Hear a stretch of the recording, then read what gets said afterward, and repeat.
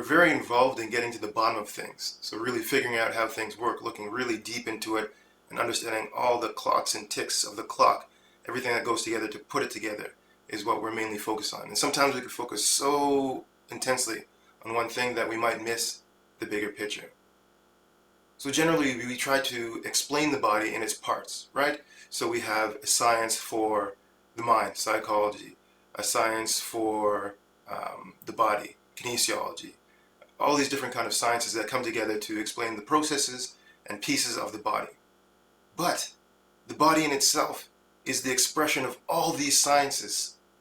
So how can we say a solution resides in just one?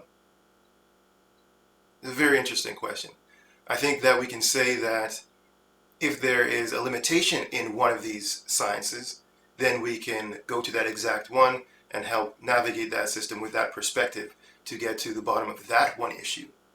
But if the body is an accumulation of all these things, we cannot solve it simply by adding only one piece of the puzzle. We have to add several pieces. And then when we start to look at the body, when it becomes, let's say, mind, body, social interaction, things get a lot more muddier. But most of the time when people say, I'm going to work on my health, they think exercise. Everybody's always saying, yeah, fitness is the best thing, going to hit the gym, going to work out, going to start jogging again. And I think we get this perception of exercise being the ultimate thing because it's the easiest to measure of all the interventions, right? You do something for a period of time, lifting weights, your body adapts to lifting weights, your muscles get bigger, you get stronger, you can do things longer.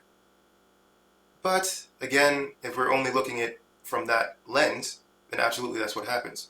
But what happens if you have a predisposed injury and you do that one thing for a long time? You get injured. What if you're not maintaining your body through this process? You get injured. So just to say, well, yes, exercise is the best thing, a little bit more gray area there. Although I would encourage you to be more active, and there are benefits to being active, but we want to put the right value on things. We don't want to just say, this is a magic bullet and it's going to work and that's how things go. No, realize if you're going to try to address the body, you'll have to navigate multiple rounds of science and understanding and psychology. All these things go into who you are as a person, why you choose what you want to choose, how you choose So I base the lifestyle approach on understanding the individual, right? Their mindset. How do they view exercise? If the person hates exercise, guess what? They're not going to do it. So I would not tell them to do exercise. We might find a different alternative, another action that brings up the heart rate and make the lungs work, but it's not specifically exercise. Dancing could be one, right? So it's how to put these pieces so the person then can grow. And this is the amalgamation of science and art, being a teacher and a mentor, bringing all these things together to empower people to get the greatest out of their body, to prolong their health and really live in a happy place. Just less stress, enjoy life, and we have to define what is your success. It's not everybody else. It's not all about money. It's not only about partying. There's a lot more things that just come together to equal who we are, and we have to embrace it and stop limiting the way we think about ourselves so that we can become stronger, more powerful, and take on the larger challenges that are set out for us in our path of life.